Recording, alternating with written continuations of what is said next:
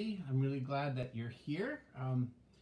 It's kind of hot out there, isn't it? And also, yes, I do need a haircut, but not until the time is right.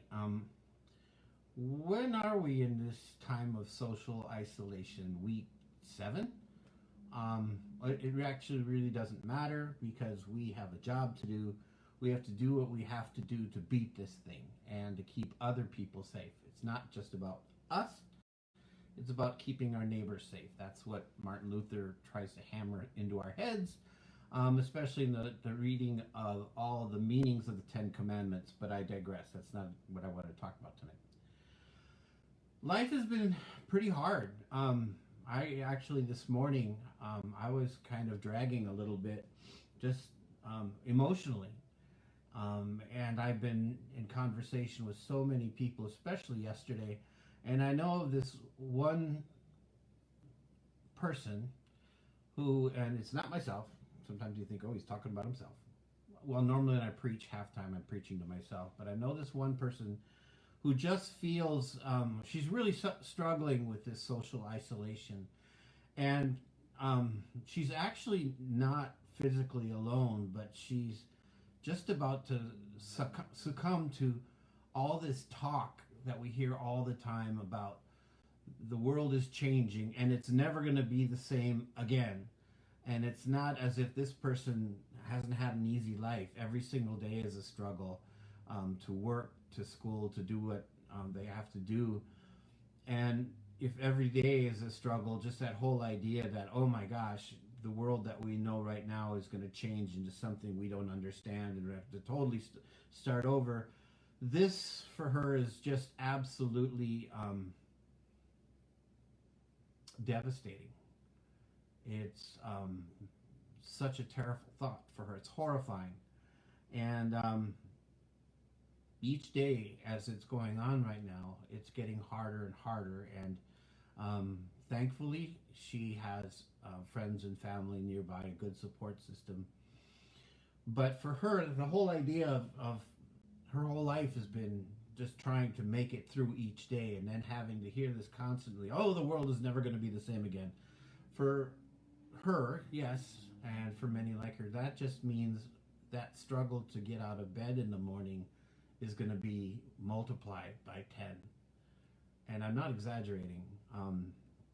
According to an article in a magazine called The Hill, during March 2020, the Disaster Distress Helpline, and that deals a lot with people with suicidal thoughts and things like that, saw a 338% increase in call volume compared to February 2020. That's just in 1 month.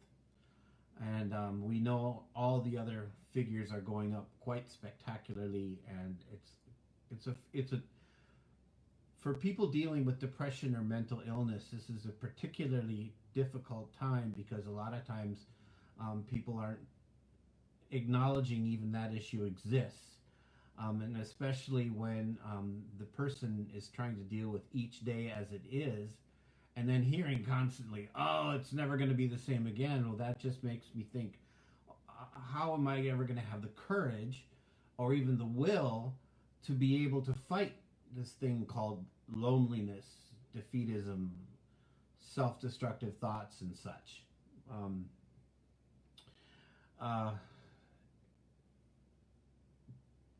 Being alone in our townhouse, sometimes it's trying. Brewski, though, would look at me with his big, loving brown eyes, and I like to think, oh, he's loving me so much, but we all know that he's in it for the snacks. Didn't really mean that. But Luther tells us, and this helps me with this whole issue. This is something that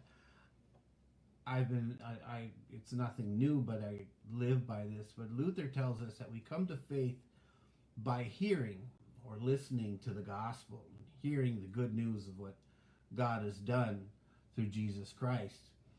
And there's probably someone very wise, and I think it's probably a grandmother, who said, there's a reason we have 2 ears and only 1 mouth, so we can listen. And Paul says in Romans 10, chapter 17, so faith comes from hearing, and hearing through the word of Christ. So it's consistent of the whole idea of we come to faith by hearing. I've read so much, um, so many different books and stuff like that. But when I hear from an elder, or I hear from somebody that can preach the Bible beautifully, or whatever, it doesn't matter, or sing it gracefully, my faith is strengthened. You see, when I get down, and there's lots of opportunities for that, I have my own exercise, and I've talked to some of you about that. And what I do, anyways, is I make myself stop. I identify very clearly the feelings that I'm feeling, and I identify what they are very, very clearly. And then I tell myself over and over that my negative or lonely or even helpless feelings, those do not define me. Those do not identify me. But if I let the feeling itself begin to control me and convince me that I am hopeless or I am alone, well, then I'm probably in trouble. I'm the one alone that must remember that these negative thoughts or potentially destructive feelings, as intense as they may feel, they actually will go away. I know that. And see, that's an intellectual thing. I know they're going to go away. I know the joy of singing. Those of you who are in choir or know, I'm sure you in Revived understand this, the joy of being able to sing, especially a song about faith, brings a joy that is incomparable.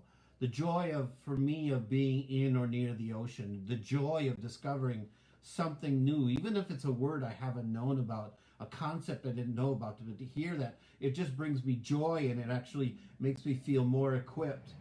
But I am the one who must not allow the feelings of loneliness or hopelessness control me or tell me who I am. Now, some people might stop right there, but I am getting older, and there's another issue that I've discovered through this journey of life. It's that sometimes I'm not that strong. And this other gift that I've discovered through hearing, it's called faith. I've heard the good news from children, from preachers, from musicians, and through faith, I believe the good news. By hearing, the seed of faith was planted,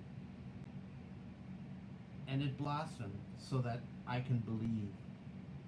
This faith brings me healing, and it does bring me a new life. But it also keeps me honest in telling me that I cannot walk this journey alone. And my faith tells me that God understands this truth better than I do. And therefore, Jesus says, I will be with you to the end of the age. And this gives me great peace. God is the one who tells me that God is the one that tells me that I'm not alone. God is the one who tells me that I am not helpless or hopeless.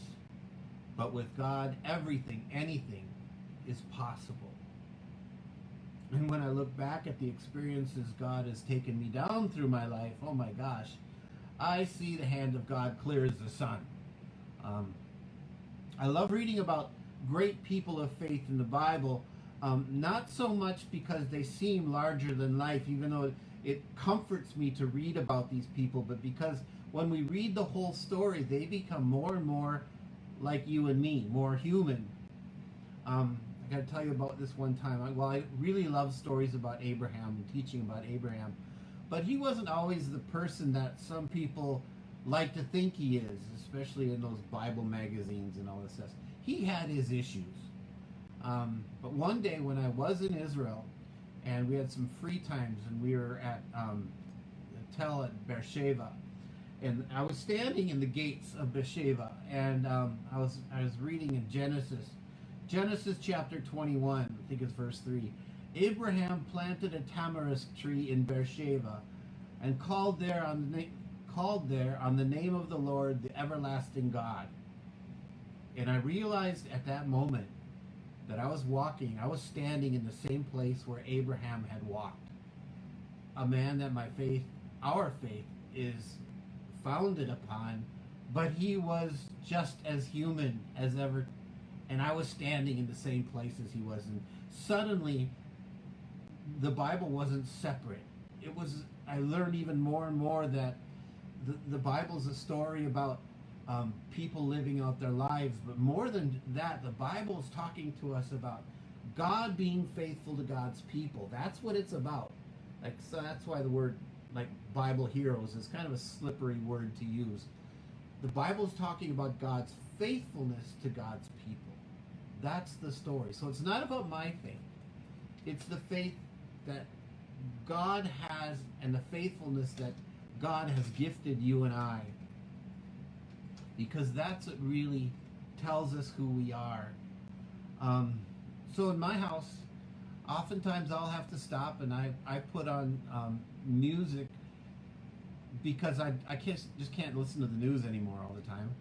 And I listen to David Haas, Haas, or Marty Haugen, who's a friend of mine. I think I said that the last time I did devotions. But my point is that they sing words that when I hear, I'm comforted. It's not that just that my soul is soothed, but my heart is healed by listening to these words. And I can put on all kinds of other music. I love music, but I focus in on artists that I know that are singing the words that will heal my heart and heal my soul.